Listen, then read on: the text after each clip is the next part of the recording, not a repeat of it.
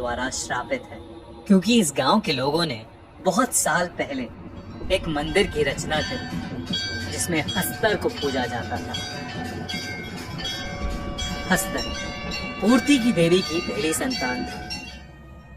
पूर्ति की देवी यानी अनगिनत अनाज और सोने का प्रतीक और 16,000 देवी देवताओं को जन्म देने वाली जननी। हस्तर बहुत ज्यादा लालची था। उसने देवी का सारा सोना हड़प लिया था और साथ ही वो सारे अनाज पर भी कब्जा करना चाहता था, पर बाकी देवी देवताओं ने उसे ऐसा करने से रोक दिया और उसे छोटे छोटे तिनकों में बांट दिया। पूर्ति की देवी अपनी पहली संतान को बेहद प्रेम करती थी और हस्तर का नाश होने से पहले उन्होंने उसे बचा लिया, लेकिन एक शर्त पर, कोई उसे कभी नहीं पूजेगा और उसे भुला दिया जाएगा। पर तुम्बाड़ गांव के पूर्वजों ने जब से उसका मंदिर बनाया, तब से देवी देवताओं का क्रोध तुम्बाड़ पर बारिश बनकर बरसता है।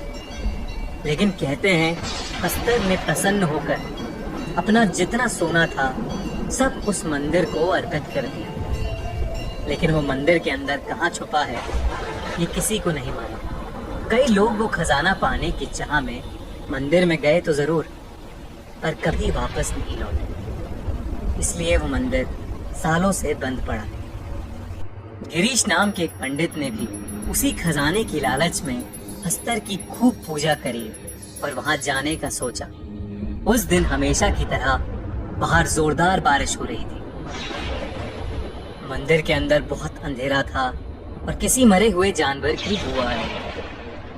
अपने हाथ में मशाल लिए वो आगे बढ़ा। उसका पैर एक हड्डी के ढांचे पे पड़ा और उसने देखा कि उसके आसपास जंगली पेड़ों के लपट में कई लोग अधमरे से पड़े थे।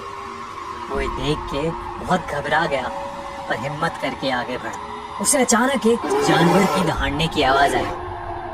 उसने छिप के देखा तो आधे इंसान और आधे भेड़िए जैसा जानवर किसी इंसान की चमड़ी को चबा रहा था। गिरीश ये सब देख ही रहा था कि उसके बगल से और वो उसे बचते बचते नीचे गिर पड़ा।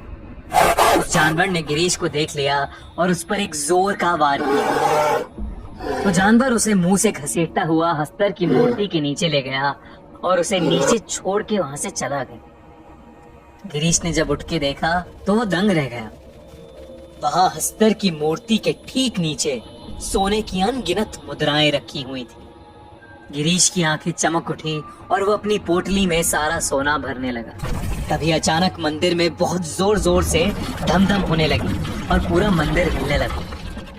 जब गिरीश ने नजर उठा के देखा तो हर तरफ से भूतों की फौज हाथ में मशाल लिए उसकी तरफ आगे बढ़ रही थी। ऐसा डरावना दृश्य देख के उसके पसीने छूट गए और वो पोटली वहीं छोड़कर बहुत जोर से दरवाजे की तरफ भागा और किसी तरह वो आग में लिपटा हुआ मंदिर के बाहर पहुंचा। बारिश तेज थी जिसकी बदौलत आग तो बुझ गई, पर उसका सारा शरीर जल चुका था। सभी गांव वालों ने उसका बहिष्कार कर दिया और उसके बीवी बच्चे उसे छोड़ के चले गए। उस दिन के बाद गिरीश सबको पागलों की तरह बोलता रहा, अंदर मत जाना, अंदर मत जाना।